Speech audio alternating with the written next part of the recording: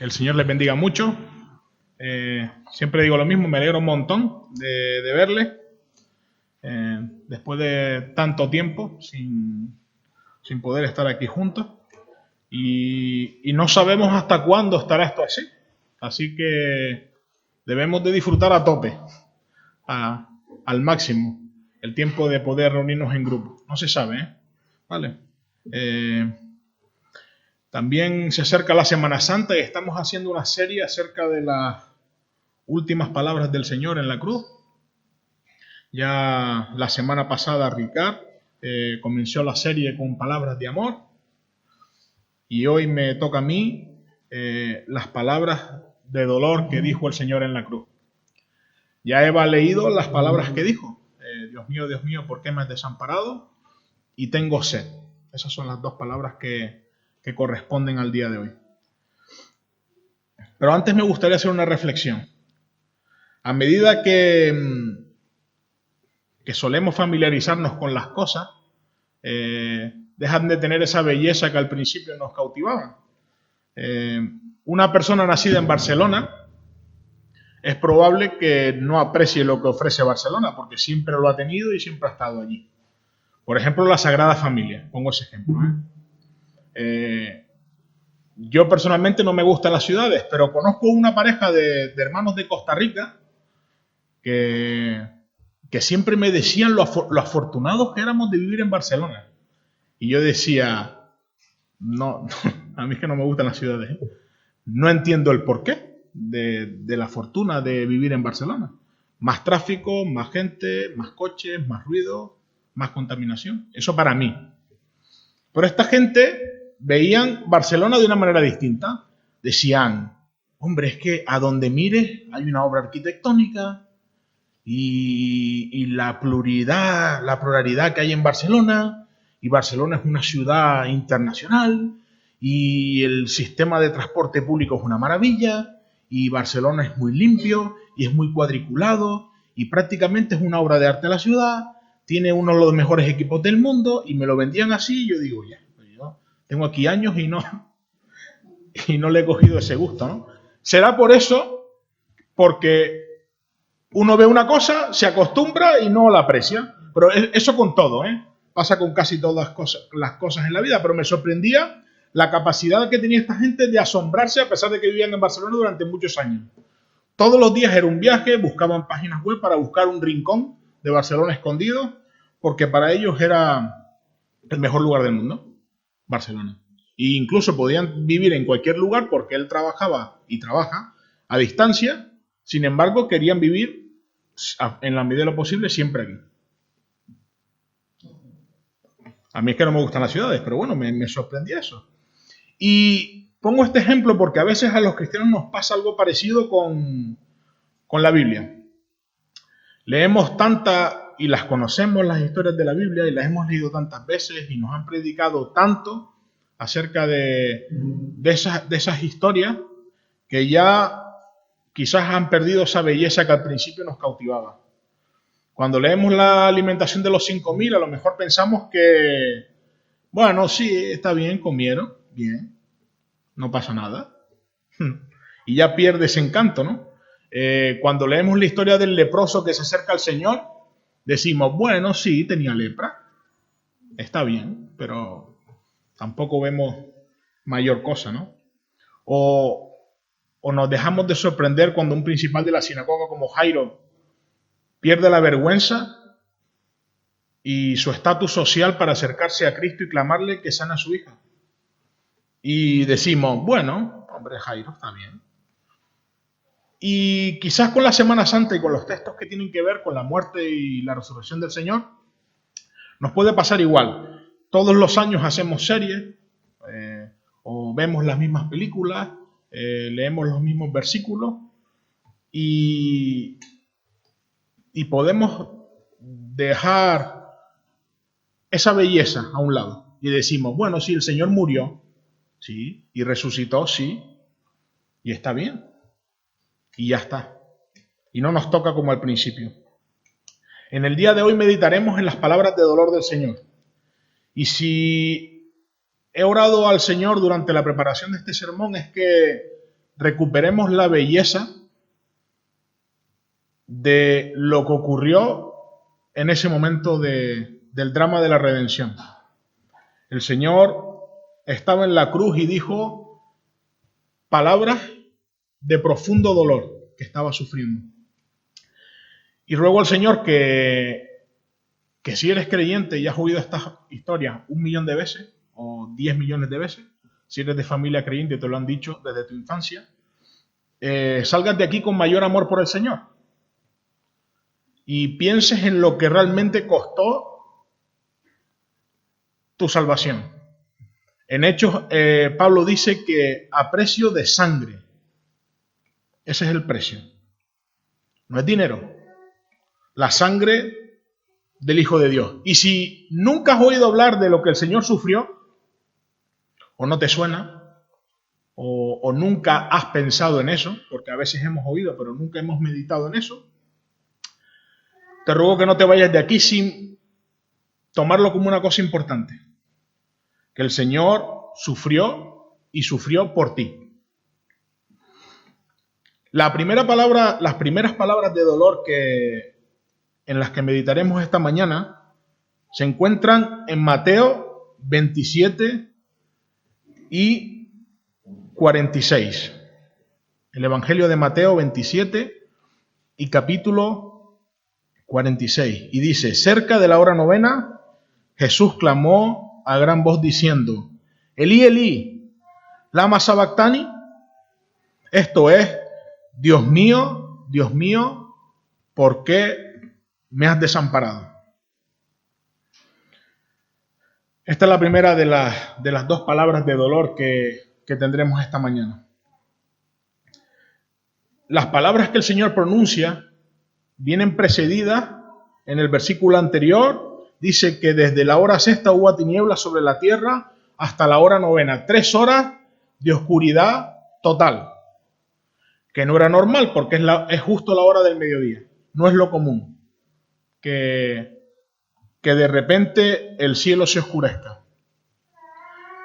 3 horas que no son pocas, en los que estaban allí presentes pudieron contemplar cómo el cielo se oscurecía y seguramente se ponía el tema bastante turbio. Las tinieblas nos dan una luz del juicio que se está desarrollando. Y el protagonista no es otro que nuestro Señor Jesucristo, que está en la cruz junto con otros dos. A los ojos de mucha de la gente que está allí, de mucha de la gente presente a los pies de la cruz y en los alrededores, es un reo más que está siendo condenado a muerte.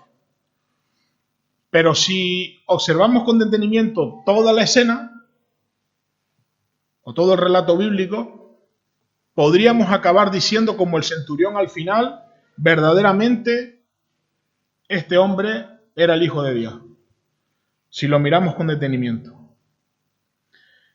Dios mío, ¿por qué me has desamparado? Estas palabras tienen que ver con el sufrimiento del alma de nuestro Señor.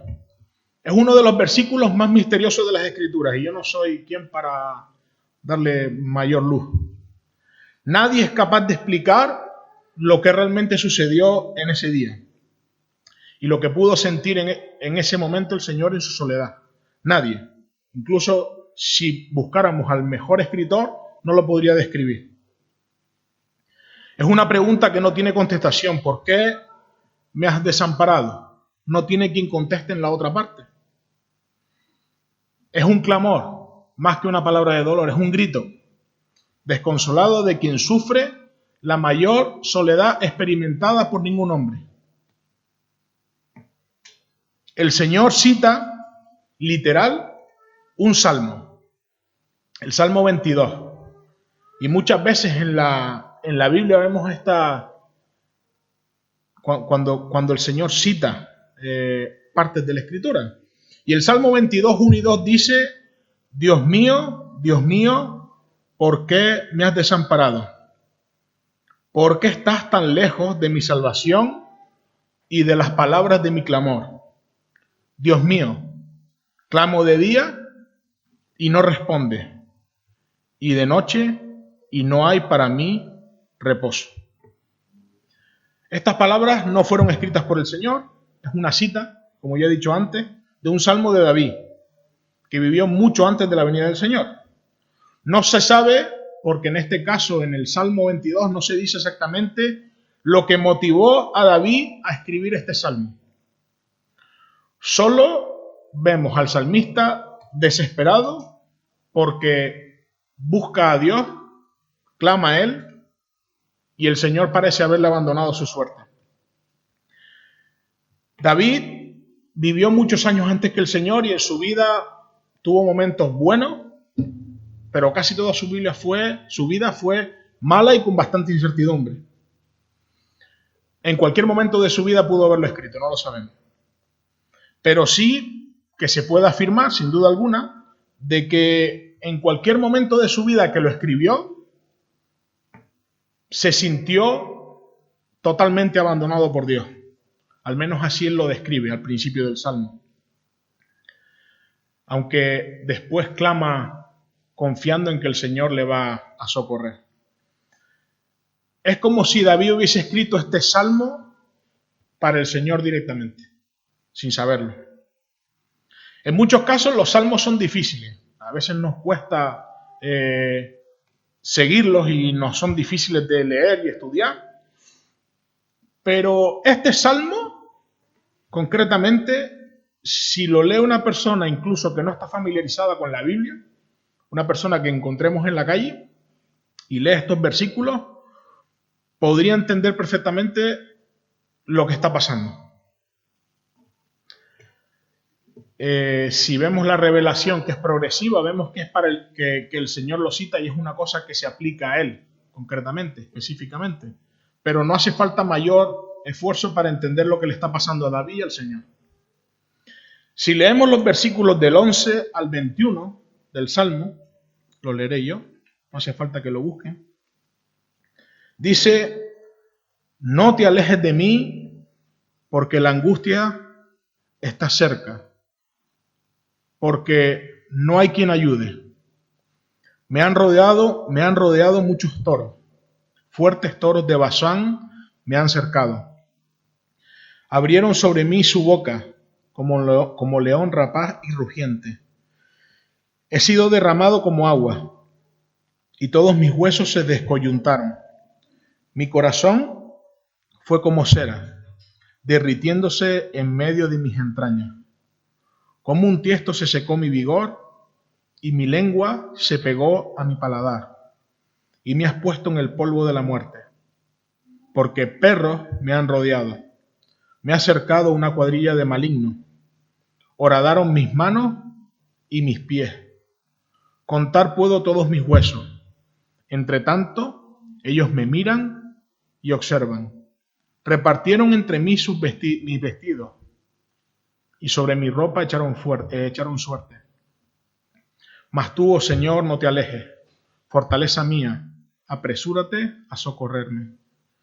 Libra de la espada mi alma, del poder del perro mi vida. Sálvame de la boca del león y líbrame de los cuernos de los búfalos. Es casi una descripción de lo que el Señor está viviendo ahora mismo. Es un paralelismo clarísimo. El Señor está rodeado de enemigos, de judíos y de romanos que le han llevado hasta la cruz, y no solamente que le han llevado ahí, sino que disfrutan de su estado. Juegan con su ropa, con su dignidad y con su vida. Y aún así, a pesar del abandono y a pesar de la soledad, confía en que será librado. Todos hemos experimentado en mayor o menor medida la soledad, sin duda alguna. Pero esta es la soledad y la angustia al infinito. No podemos medirlo. En estos momentos de COVID, seguramente todos nos hemos sentido bastante solos, encerrados en nuestras casas, con dificultades para movernos. Hay gente que ha muerto sola en estos meses. sin nadie que le cogiera la mano y sin nadie que le animara y sin poder ver a sus seres queridos. Incluso hay un repunte de enfermedades mentales a causa del confinamiento. Hay un montón de gente que incluso ya saliendo de su casa y pudiendo hacer vida más o menos normal, no ha superado el estrés y la angustia que se ha vivido en estos tiempos de COVID. Los medios de comunicación nos han magnificado esto también. La tele lo ha puesto de una manera exagerada también. Y la gente ha sufrido muchísimo. Pero sin menospreciar el dolor de cualquiera que esté aquí, o de cualquiera que haya pasado algún momento de soledad y de dolor y de angustia, sobre todo la gente mayor. Me acuerdo de la gente mayor. La gente mayor ha pasado bastante mal, por el miedo de salir incluso. Cualquiera que haya sido tu dolor no puede compararse en nada con lo que sufrió el Señor, su dolor y su soledad. Estar unos meses sin ver a tu familia es duro, pero no se acerca en nada a lo que a Cristo está viviendo en el Evangelio de Mateo, cuando clama: Dios mío, ¿por qué me has desamparado? Pero sí que nos podemos sentir identificados con el Señor cuando tenemos esa soledad, esa angustia, sabiendo que Él lo pasó. El Señor está en la cruz y está cargando sobre Él todo el pecado del mundo. Todo el pecado. En medio de la oscuridad y de la angustia y en las horas más difíciles de su vida, Dios la abandona y se queda solo. Ya les digo, es difícil de entender, difícil de explicar. Clama al Señor y no le oye. El justo, que es nuestro Señor, que siempre había tenido comunión con el Padre, ahora estaba solo. Y el Señor era una persona experimentada en la soledad y en el abandono. Cuando era más joven, inició su ministerio, su familia no creía en él. Es más, le dijeron: vete a Jerusalén, lejos de aquí, no te queremos por aquí, vete a predicar a Jerusalén y, si a ser posible, no vuelva. Su familia le abandonó, los líderes del pueblo en ese momento tampoco creyeron en él y le tenían apartado. Había un montón de gente que le odiaba y había otros que le seguían por mero interés, y él lo sabía. Esa es la soledad. Pero él tenía un grupo de amigos, los 12, ¿no? Antes del momento del juicio, en el que el Señor es juzgado y es sometido a la cruz, sus discípulos y amigos le abandonaron también. Juan 16:33 dice: he aquí viene la hora y ha venido ya, en que seréis esparcidos cada uno por su lado, y me dejaréis solo. Mas no estoy solo, porque el Padre está conmigo. Aquellos amigos íntimos, aquella amistad que se había fraguado por años, estaba a punto de romperse y le iban a dejar absolutamente solo y vendido. Pero él confiaba en que el Padre iba a estar con él en estos momentos duros. En su soledad familiar, social y de amistades, siempre tuvo al Padre, una comunión íntima y perfecta, hasta este punto del versículo 46. Este momento, como dije antes, es un misterio enorme. En varios libros que leí para la preparación del sermón contaban una anécdota de Lutero. Lutero se propuso entender este texto. Dicen que se encerró semanas, todos decían lo mismo, para terminar diciendo: Dios abandonando a Dios. Esto no tiene sentido, no hay quien lo entienda. Y es difícil pensar que hubo esta separación. El justo se quedaba solo.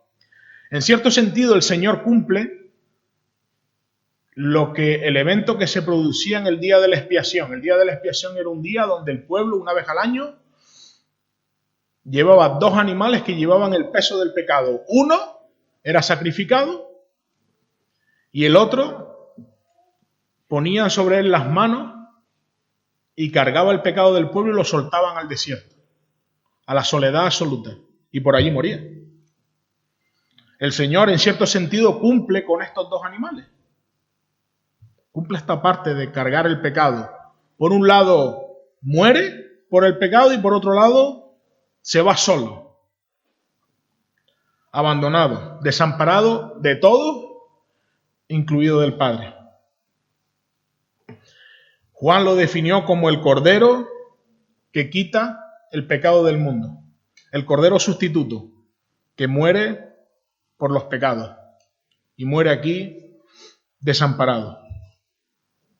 El Señor muere desamparado y no podemos describir esto con palabras, pero bueno, voy a poner un ejemplo, quizás no es el más acertado, no lo sé, pero es como si Cassandra y yo vamos en el coche ahora de vuelta a casa y tenemos un accidente, ambos quedamos muertos y nuestra hija de 2 años y algo se queda sola en el coche gritando en medio de la carretera, sin nadie que le socorra, sola, llorando, pidiendo auxilio, sus padres no pueden ayudarle, no sabe conducir, no sabe qué hacer, está angustiada. No sé si ustedes han visto un niño llorar, yo la vi hace 2 noches y estuvimos 1 hora con unos gritos. Pero si te parece esto una escena que te conmueve, ver a un niño solo, angustiado, o un niño que, como los vemos a veces en las pateras, que vienen solos. Si te parece que esto es sentirse desamparado, que lo es, y que es una experiencia aterradora, esto no puede compararse en nada con lo que sufrió el Señor cuando el Padre le desamparó. El perfecto desamparado por el Padre. El día más oscuro. Si esto fuese una obra de teatro, sería el momento más tenso. El momento en que se apagan las luces. Y el protagonista está sufriendo. Lo que está ocurriendo en este momento, y voy a citar algunos textos, es que solo 3, ¿vale? El que no conoció pecado, por nosotros lo hizo pecado. Corintios 5, 21. Cristo nos redimió de la maldición de la ley, hecho por nosotros maldición. Gálatas 3:13. Él fue herido por nuestras rebeliones y molido por nuestros pecados. Isaías 53:5. Ninguna exposición, ni ningún expositor, ni ningún escritor, ya he dicho antes, puede describir lo que pasó. Solo podemos escuchar la angustia, el grito de un hombre crucificado que es abandonado por todos, incluso por Dios. Debemos recordar que Él disfrutó de la comunión del Padre siempre, mejor que cualquiera de nosotros. Y si nosotros algún día nos abandonara el Señor, nos sentiríamos fatal. Los mártires que morían al principio bueno, y mueren ahora, pero sobre todo al principio tenían una entereza para morir, porque sabían que en medio de la situación, el dolor y el sufrimiento, estaba el Señor. Lo sabían. Y se presentaban ante la muerte y se arriesgaban a ser cristianos, sabiendo que en el peor de los casos iban a morir y iban a ver al Señor. El abandono aquí es total. Cristo está solo. No tiene ni siquiera ese consuelo. Grita, ¿por qué me has abandonado? Si te parece poco la angustia de las 3 horas de oscuridad, la angustia del dolor, la angustia de la cruz, la angustia del clamor, la angustia de la soledad, del abandono. Suma a esto lo que dice Lucas, describiendo este momento, que los soldados le escarnecían, se burlaban de él. Suma todo eso y te da un momento difícil, la hora más oscura del Señor. Spurgeon, un predicador inglés famoso, cuando predica acerca de este versículo, dice al final: allí tienen, amigos, he hecho lo mejor que he podido, pero me parece a mí mismo que he estado hablando como un niño, hablando de algo que está infinitamente por encima de mí. Así dejo el hecho solemne de que nuestro Señor fue desamparado por Dios en la cruz. Después de hablar de esto, dice: no llego, y yo tampoco. Me gustaría describirlo mejor, me gustaría ser mejor orador, pero no creo que se pueda. Esta es la primera palabra de dolor que veremos en el día de hoy. La segunda palabra se encuentra en el Evangelio de Juan y solo Juan la recoge. Juan capítulo 19 y versículo 28. Después de esto, sabiendo Jesús que ya estaba consumado, dijo: para que las escrituras se cumpliesen, tengo sed. Si en la anterior palabra hemos visto el sufrimiento del alma del Señor por el abandono, en este versículo, o en esta palabra, que es una palabrita, vemos que es el sufrimiento de su cuerpo al límite.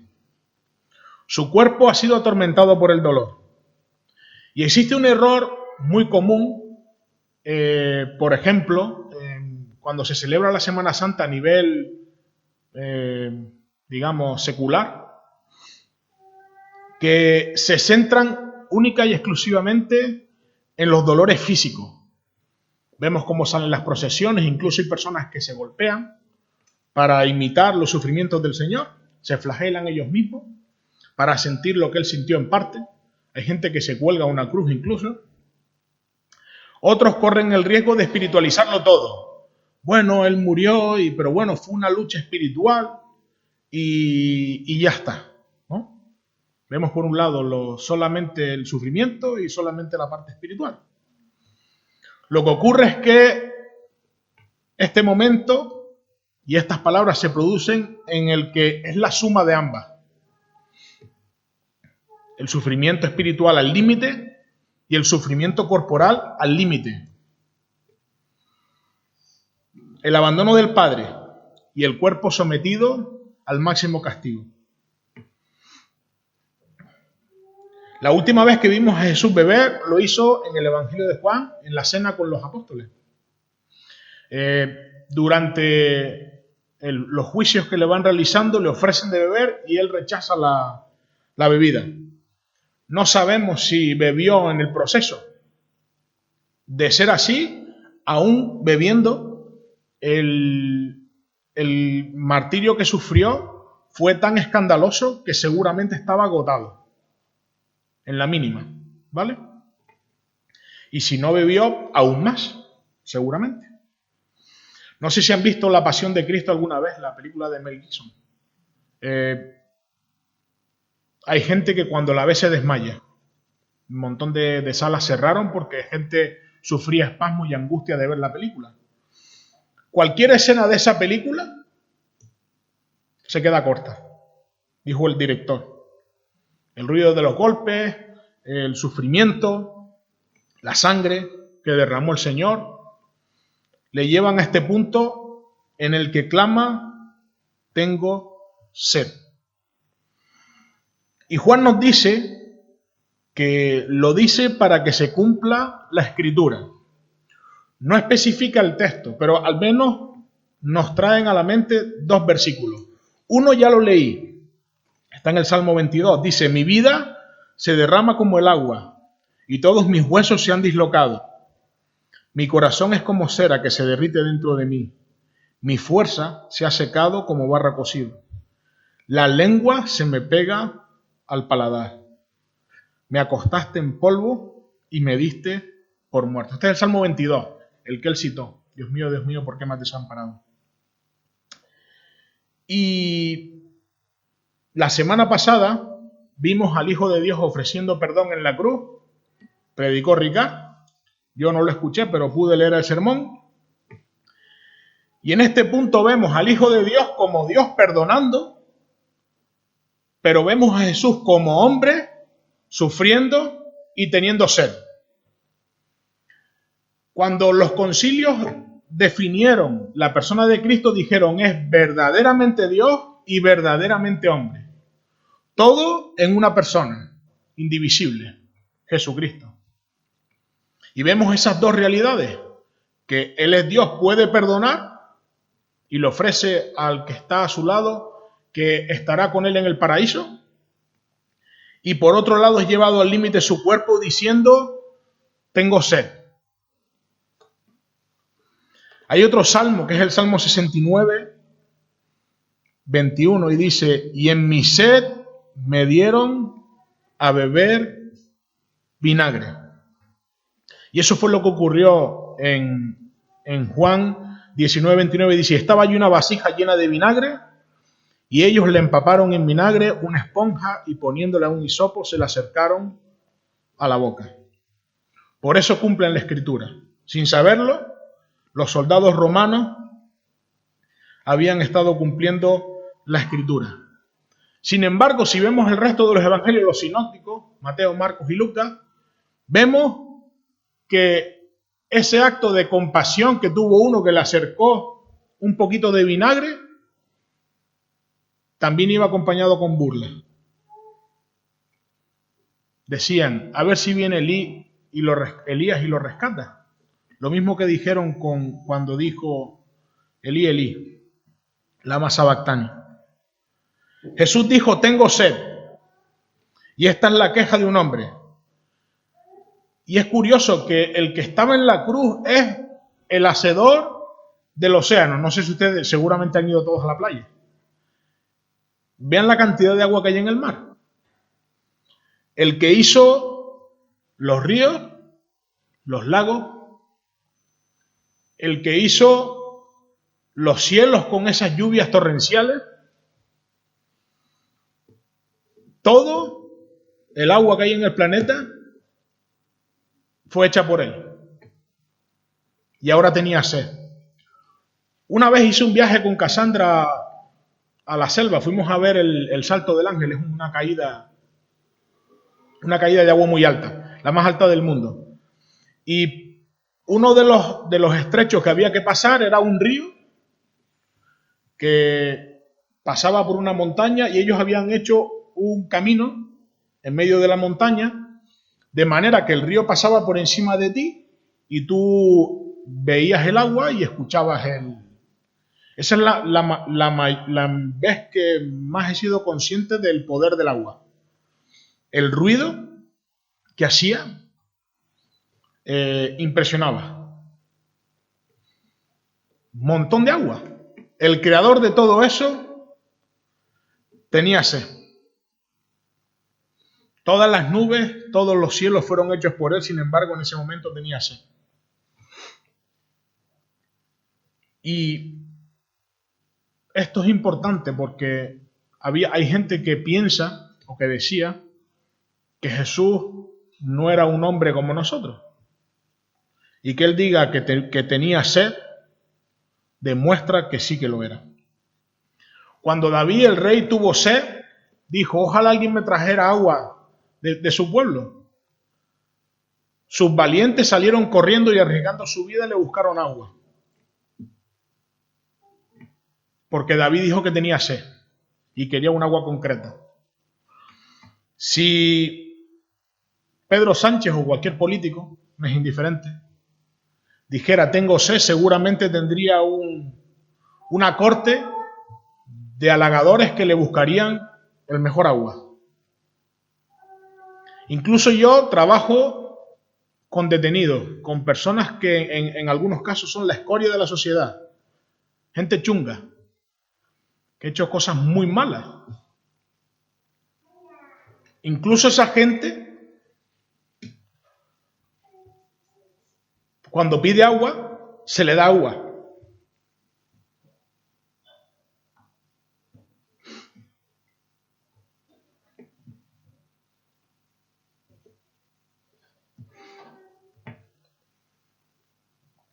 Y al Señor le ofrecieron vinagre.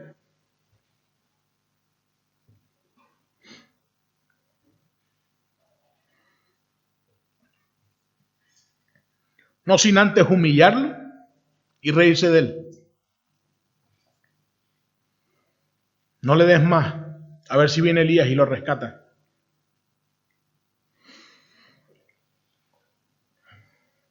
Juan no lo recoge, pero los demás sí. El Señor fue humillado y llevado al límite espiritualmente y físicamente.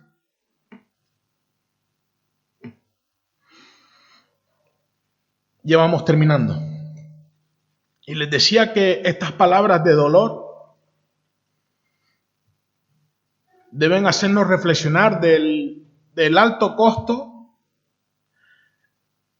el alto precio que tiene mi pecado y el tuyo.